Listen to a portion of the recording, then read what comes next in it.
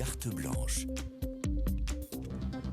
Carte blanche à Louis-Marie Picard du blog incandescente.com. Bonjour Louis-Marie. Bonjour Louis, bonjour à tous. Alors l'information qui vous a marqué, c'est une fausse alerte. Le RERD immobilisé à cause d'un pop orthodoxe. Et effectivement, ce pop orthodoxe a suscité bien malgré lui un vif émoi dans le réseau autonome des transports parisiens, parce que son accoutrement avec sa robe noire, sa grosse ceinture et sa large barbe au milieu du visage a sans doute immédiatement fait penser à ceux présents dans le RERD qu'il ne pouvait s'agir que d'Abou Bakr el-Baghdadi, le chef de l'autoproclamé État islamique, venu en France faire son shopping. Ni une ni deux, la police a été prévenue et a évacué les passagers morts de trouille. Et le trafic a été interrompu quand même pendant 1 heure, lui, c'est pas rien, suite à un colis suspect qui n'a pas fait boum, mais pop. Effectivement, c'est ridicule toute cette hystérie, mais comprenez-vous qu'on puisse avoir peur face à des personnes qui sont vêtues de manière un peu insolite? Évidemment, aujourd'hui, avec l'état d'urgence, on est tous, et à juste titre, sur le fil du rasoir.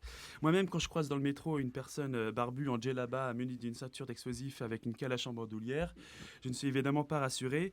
Cela révèle à quel point les terroristes ont comme vocation de tuer, mais avant tout de terroriser. À quel point qu'aujourd'hui, une barbe fait peur. D'ailleurs, auparavant, la barbe nous rappelait inévitablement Jésus, Gérard Leclerc, le Père Noël ou même Robert Hue. Non, aujourd'hui, une barbe est synonyme de terrorisme. D'ailleurs, vous savez que Mohamed Merah, l'auteur des attentats contre des militaires et de la tuerie antisémite de Toulouse, disait précisément qu'il s'était rasé sa barbe pour passer inaperçu et en rasant les murs, justement.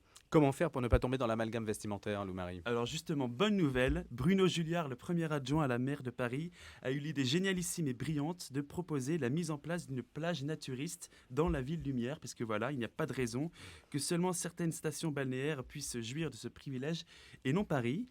Alors, l'ancien président de l'UNEF a sans doute raison, mais à mon sens, il devrait aller encore plus loin en généralisant le naturisme dans tout Paris. Voyons. Voilà, comme ça, si quelqu'un porte une ceinture d'explosifs, il sera détecté automatiquement. Si un individu est habillé, on n'aura plus besoin de le fichier S. Tout nu et tout bronzé, on n'aura plus, on pourra vaincre le terrorisme en perpétrant des attentats à la pudeur.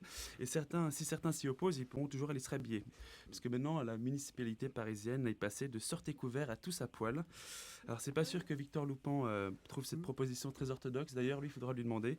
Mais si cette chronique vous a bien rasé, j'en suis navré. Mais au moins, vous paraîtrez moins suspect dans le RER et ce dernier ne sera pas immobilisé pendant 1 heure à cause d'un pop qui n'a absolument rien demandé. Et on ne sait pas ce qu'il est devenu d'ailleurs, On le pop orthodoxe. on ne sait absolument pas ce qu'il est devenu. En tout cas, on espère que lui n'a pas été très choqué par cette histoire-là. Merci beaucoup, Louis-Marie Picard. À retrouver sur votre blog incandescente.com. Merci.